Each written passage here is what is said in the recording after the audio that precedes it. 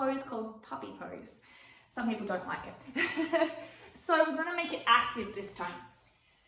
So we're going to be on our fingertips here, right? Our bottom is over our knees, right? And I'm going to tuck my toes. This is really important to open up. So if you're someone that does a lot of chest presses, this is going to be fantastic for you. If you're someone that sits in the office, this is going to be very important to help you to avoid any back injuries, to open up your front body as well. So it's actually going to be active. So firstly, what we're going to do is we're going to come down here into the puppy pose. Now you might just come to here and this is all you've got. That's all you start with, that is perfect. Some of you might be able to come down further, and over time you can come a lot deeper. Now what we want to do is keep the elbows off the mat wherever you are. Squeeze your arms in towards each other. Now from here we're going to go into our lats by raising up, squeezing our core, our tailbone to our belly button, and holding here. Building fire, straight arms on the fingertips. So now we're getting into the lats, so that's a fantastic stretch for everybody. Swimmers definitely need this stretch. Bodybuilders definitely need this stretch. The side body is really, really needing this. And then strengthening as well. And as you slowly come down into the flexibility, because you've created heat, you may find you go deeper. But keeping the arms straight is very, very important. So eventually you're going to start to come into a really nice, deeper place where your chest and your forehead might come down towards the ground or may not. Eventually, as you get into the flexibility of your cervical spine, where your neck is, your head can come off the ground. But let me be mindful that that took me 8 years to get to where my head's coming off the ground, okay? So it's not important, the destination, it's the feel. So again, stretching up here, pulling long between your arms, wrapping your arms in, holding that fire here, and then exhaling, coming down. So you can see I can still talk too. The destination doesn't stop me from breathing and talking. Really important to understand that. You should never be in a position where you are restricted in your movement that you can't breathe and talk, okay? You should still be able to function. It's like that talk test when you used to run in school, and they could tell how hard you're going by if you could have a conversation or not. And if you couldn't hold a conversation, you were probably going too hard. So now we're going to open up here with a strength ability into your arm area and shoulder area. This is really, so some days I use something that will make it more comfortable, other days my joints are fine to go into it. So it's very important to listen to your body where it's at. Coming here and placing your elbows on here and joining your hands here. And from here, you might just stay here and stretch out, okay? But you want to strengthen your core. You don't want to sink down. This is not our aim. So we're strengthening the core here. Okay, from here, as you make it harder and stronger, you're going to extend your legs out. So now my core is coming involved here, really strong. And you're looking at holding about 30 seconds to a minute, 3 times in this position, okay? If you want to make it harder, you put a weight between your hands here, and this is going to intensify it. So you can see I'm really, really shaking. Not only is this good to open up shoulders for inversions or anyone who's tight, it's also good if you're doing handstand work and alignment work. It's absolutely incredibly strong, but incredibly beneficial. Active flexibility is so, so important to the body. To open up into the shoulders again, utilizing the block. So you can start with the block nice and low here, okay? And from here, you're putting your elbows on, okay, just like this, and you're coming down here like this in a puppy pose, okay? So you're opening up again in your shoulders. This time here, you're holding here, and then you're lifting up, holding for 3 to 5 seconds, and then sinking down for about 10 seconds, right? So you're really starting to open into the shoulders, but at every time you go deeper, you make sure you're strong enough to come out. Now, if that's too low, you can add a little bit of intensity. So then we raise the block a little bit.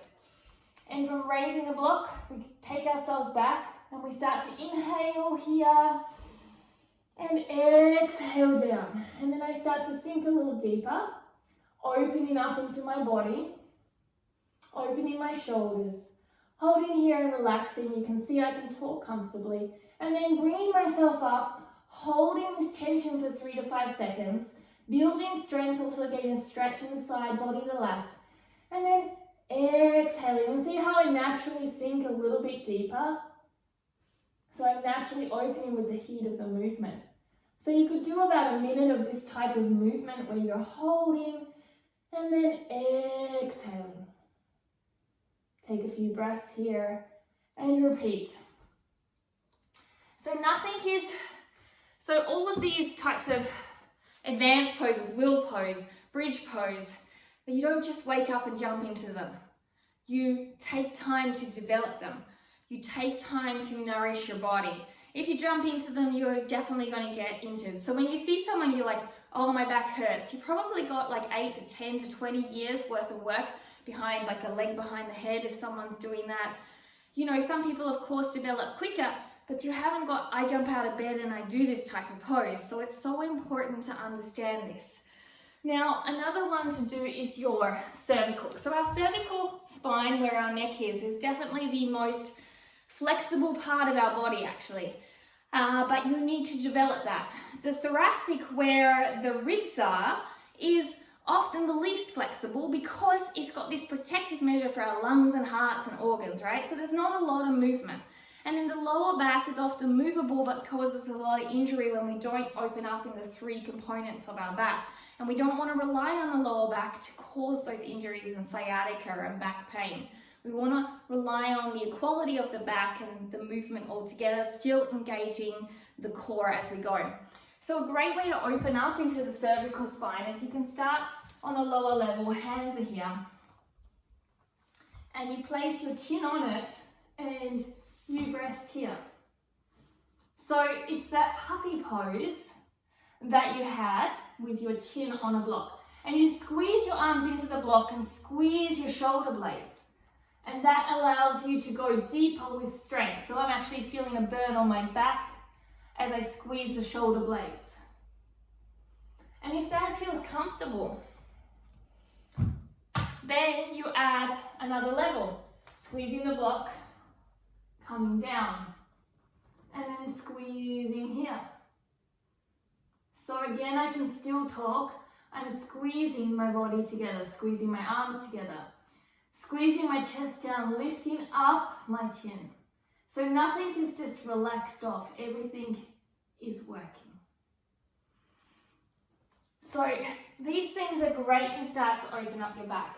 A couple of great core kind of movements to close off would be lying on your back. Here, pushing this place down here, so curling your spine. From here, extend one leg into your chest. Extend the other leg long. Push your hand on it, so you're pushing this way, and your knee is pushing this way, while pushing your back flat. Holding here for 5 seconds, and then transferring over. Doing about 10 repetitions here, keeping your shoulders relaxed. Once you've done about 10 repetitions, you can take it up to a new level. So you can bring your hands down if you want to. You can bring your legs into your chest, extend them up, and start to lower them, keeping your back on the ground all the way, and then bring it up. If you want to make this harder, you can bring yourself into a hollow body. Okay, and this hollow body can make it harder, easier. You could place your hands under your hip base and you could bend your legs a little bit. So doing 20 reps of each or 10 will help to reset your spine.